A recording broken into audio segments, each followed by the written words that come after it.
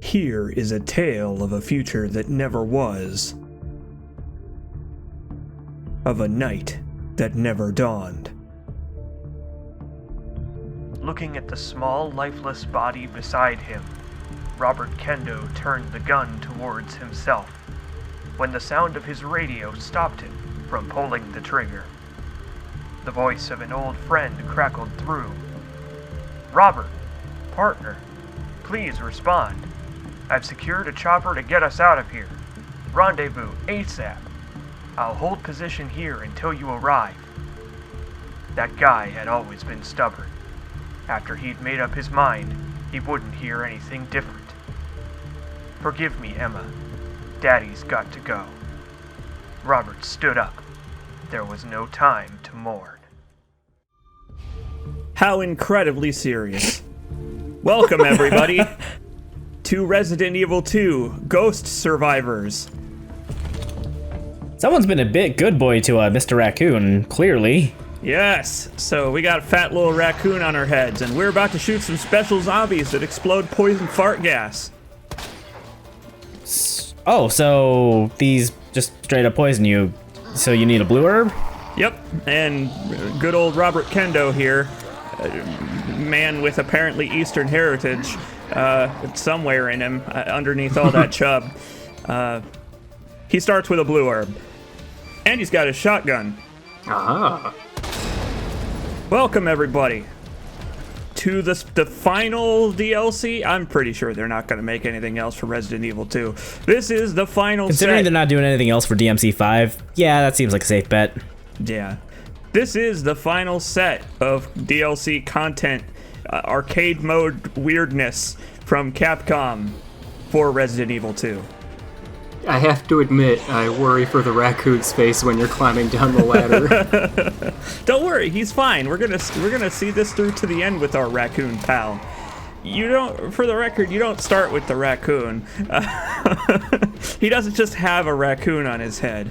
Ghost Survivors has a bunch of optional objectives you can complete that unlock special fancy hats for the titular Ghost Survivors. It is a series of what-if stories featuring some of the minor characters from the game, the first of which, of course, is our buddy Robert Kendo, Man of Sorrow. Starts with a shotgun and a pistol, but I made some magnum ammo here because you never know, we may find one along the way. Yeah. Sounds good to me. You gotta be prepared. This is another one of those scenarios that this game has where they like really reward you for knowing the route. Like you do a couple of playthroughs where you just suck shit and get eaten to death. However, you learn where all the supplies and stuff are along the way, and then you kind of finagle a route based on that, which is pretty neat. I don't remember this little vending machine at the in the main game. Yeah, so it turns out that weird cartoon bobblehead raccoon guy has been running around after the end of Resident Evil 2, I guess, and he put up a bunch of vending machines. So now we can get supplies. I think I prefer the supplies to the gumballs. Gumballs lose their flavor after like a minute. And they're so tough too. Like they're kind of exhausting to chew. Yeah, but what if you made like a red, blue, and green herb flavored gumball? That would last you for a while, I assume. You know, I don't think I doubt you on that. Yeah, I mean, herbs in Resident Evil have come in all kinds of crazy forms. Oh, hey, a spark shot. That guy just had a spark shot in his pockets, so I guess I'll take it. And you may notice that there's a timer at the top of the screen, because like in the h.u.n.k mode, the world continues to spin while Robert Kendo is making his escape from Raccoon City. But thankfully it's counting up. Yeah, at least it's not counting down in this one. Yeah. Okay. I mean, of course there's a G down here. Why wouldn't they put a G down here in the sewer? Still, that was some good hustle. It was. For a chubby guy, he can really motor. I like that he has his own set of animations because he's a big old fat guy. I like that they bothered. Hey, look, a grenade. I'll take that. It might come in handy later. I don't know. Along with that magnum ammo I made. You never know. So I noticed there's a bunch of different and unique zombie types in this mode. Yes. So each of the stories introduces a special zombie variant that gives it like a fun little side gimmick. I skipped over a little recording log thing you can pick up at the beginning of Robert Kendo's segment that explains the zombie variants in each type of each of the minigames. In this one, they're poison zombies that blow up if you shoot them in the head. Unfortunately for me, that's also the most efficient way to kill them. There's also those gentlemen that explode when you shoot their back. There's a lot to explain here and not a whole lot of time to do it. We gotta move real quick. Another thing that's kind of neat, I guess it's neat, is that unlike in the main game, you can discard weapons in this one by just, I guess, throwing them on the floor out of your inventory. So if you're out of ammo for a spark shot, for example, you can just say, fuck it, throw it away. Who needs it? Surely not Robert Kendo. Nope. We've got sweet guns for normal people. Who needs science experiments? I don't know. I feel like with a name like Robert Kendo, he needs a sword. You know, that's something that I have been thinking about since Resident Evil 2 came out like 20 years ago. Right. I don't remember if we ever touched on this at all in the LP, but Kendo was in the original game. Yeah, he gets devoured like immediately. Yeah, he has like one line and then he gets pulled away and eaten. I think. I don't remember. Not even pulled away. Zombies just break into a shop. Oh yeah, maybe like a zombie like breaks through the window or something. I don't remember. It was like a dozen zombies. It's been a long time, but I do recall his involvement. And he does give Claire a weapon, I think, before fighting it, right? No? I mean, you might be able to get one off of him, but I played a little bit ago. Like, I say that, but it's been a couple months, but he just kind of gets eaten, and meanwhile, Claire just runs away. Oh. What a hero. Speaking of biting it, there's like 15 zombies in this hallway. It's a lot of zombies. There are a lot of zombies in this hallway, and there's also a G behind me. I love video games. I love them. Here come all those poison zombies. Thankfully, they aren't poisoning me because I have the little defense shield. But, I didn't realize you had that up. Oh yeah, I took that red and blue, and it's saving my fucking bacon here because this final hallway is a pain in the ass. No kidding. But it's not over yet, because as soon as we drop down here, we have to fight Birkin. Hooray! No, just kidding. It's over. But can you imagine if Frank from Dead Rising came back again?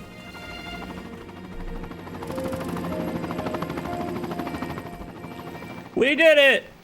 We made it to safety in one of the two ways that you can make it to safety in this. There are two different ways to end this segment, and I don't remember how to get the other one, so I didn't show it on video.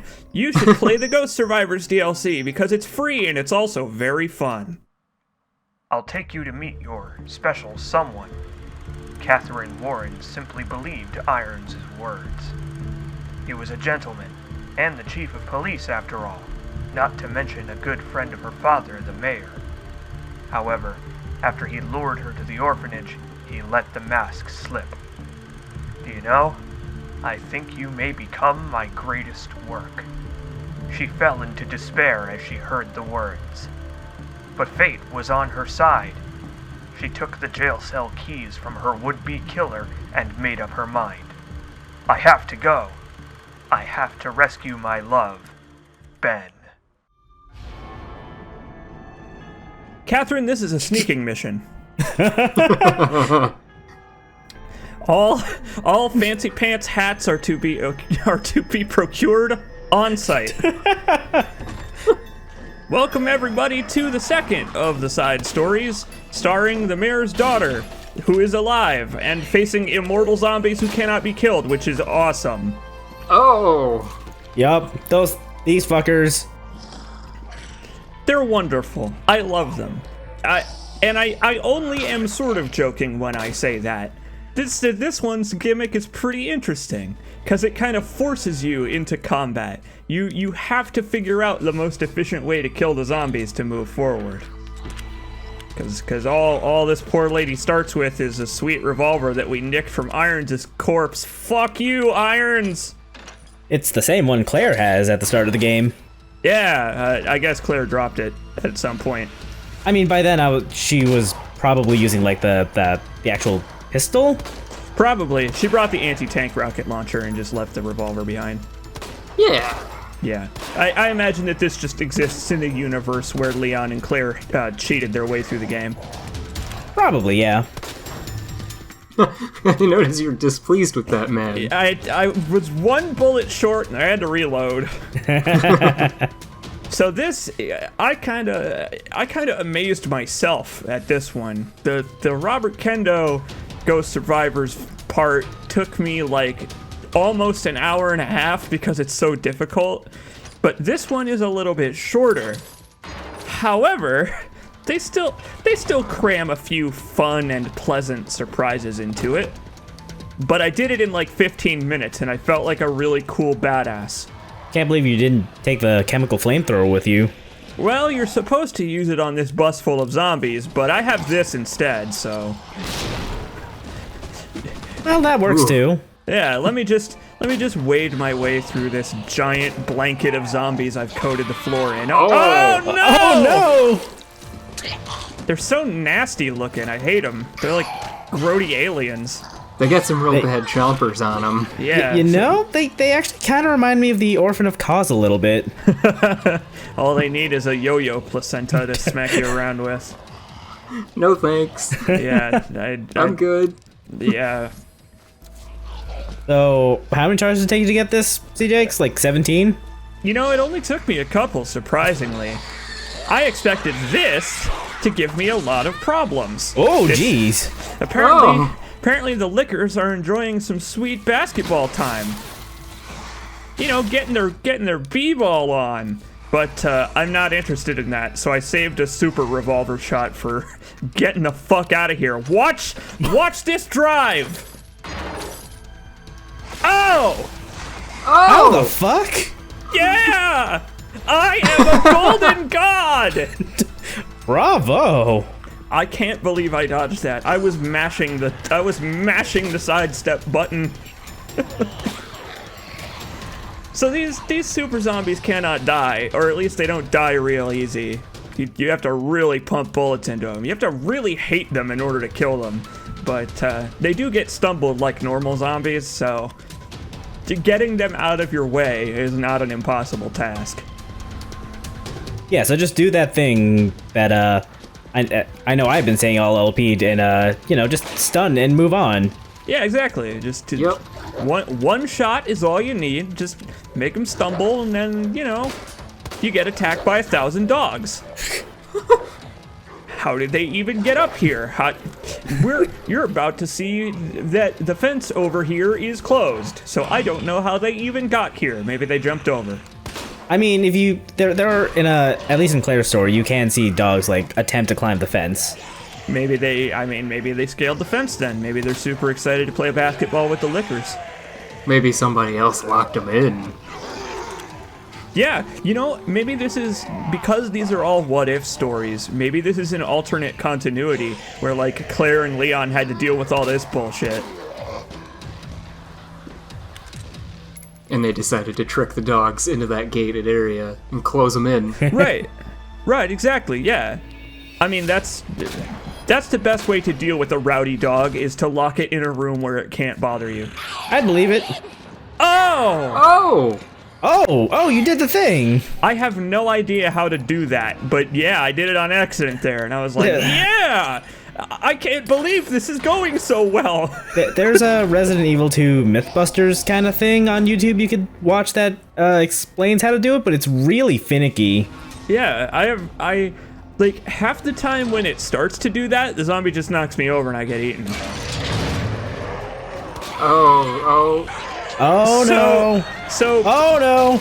Oh, like that. So this probably happened at the least opportune time because they knocked me into a jail cell. And once I round this corner here, you're gonna see why that's a problem. Yeah, see, that is usually what happens. Yeah. I don't know how to escape it. So yeah, there's like 10 of these invincible zombies, and there's a bunch of normal zombies, and it's just a crowd of limbs, and I'm very uncomfortable. Very uncomfortable in social situations. Excuse me, I must go around you. And everybody just wants hugs, and... Speaking of just wanting hugs, here's the ultimate twist. It's Ben! Ben and Catherine Warren are an item! Just like what? I guess he was doing some sweet inside journalism or something like that. At least he didn't get his head crushed by Mr. X this time. Yeah, lucky him. That's a positive, I suppose. Your objective is to recover the G virus. His first USS mission should have been simple, but everything changed in a hail of gunfire. William Birkin mutated into the bioweapon G and wiped out the unit that gunned him down. But one soldier narrowly escaped and headed deep into Nest to fulfill his mission. Once he secured the sample, however, he heard a voice echoing through the facility. Self-destruct sequence initiated. There's not much time left. The forgotten soldier, Ghost. His final mission has just begun. So hey, look, I'm wearing a hat that makes me into one of the molded from Resident Evil 7. Interesting. And it gave you chompy jaws. Yeah, the jaws are chomping as we're running around. So this one is kind of interesting. As the loading screens imply, these scenarios are technically speaking non-canon, but this one might be. This one very well could be canon, because we know that as of future Resident Evil games, Ada survived, and she got the sample back somehow. So who knows? Maybe by the end of the adventures of our friend Ghost here, who is not h.u.n.k, we'll canonize the end of Resident Evil 2 Remake. Who knows? So these riot gear zombies are a pain in the ass, like directly in the ass. Both cheeks smacked with like a ruler, like schoolyard discipline style. It ain't great.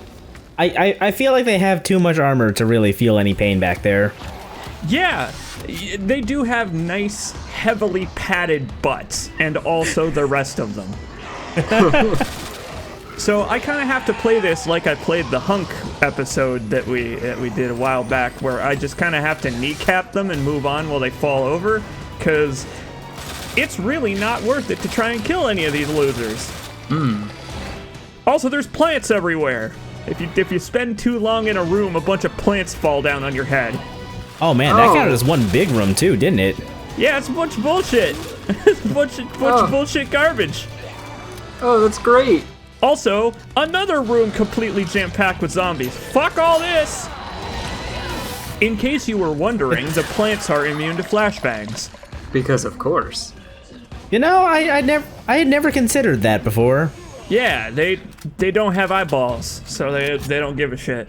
The immortal zombies also are immune to flashbangs. I don't suppose they have I don't suppose they have ears either, huh? No, they do. They like to listen to nice calming music in their spare time. Well, I can't say I blame them. This bridge is a giant pain in the ass. There are a number of tactical decisions you can make, weapons you can pick up in this one, which is the shortest of them, but it's got the most like potential for speed running, because there's a bunch of different strategies you can use to get through here. I decided to go with the classic SMG and revolver and Oh! No! What are you doing here? Oh!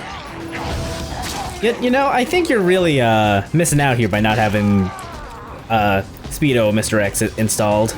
Oh, he's gonna give it to me! I mean, that's bad enough. I do not want to have it give it to me. Get out of here, Mr. X. Oh. Whew. Okay. Well, at least it can't get any worse from here. Oh, wait, there's a G waiting for me. Hold the elevator! Hey! Get out of my way! No! He's blocking me! Oh, what a prick. Oh, well. Good enough. Nice. Wow, that was so short. I know. So much short compared to the rest. And yet... What the... How did she beat me here? Oh my. So there you go. This one may very well be canon because, I mean, who knows? That may be how she got the sample of the virus back. I don't know. Or maybe she just went fishing for it. Hopefully she brought her fishing rod.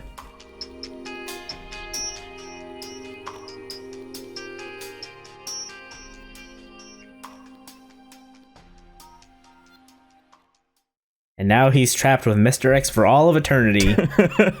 him and Mr. X playing like Go Fish. Like, man, this self-destruct sure is taking a while, huh? Got any twos? I do have a 2. I'm gonna give it to you. Oh no!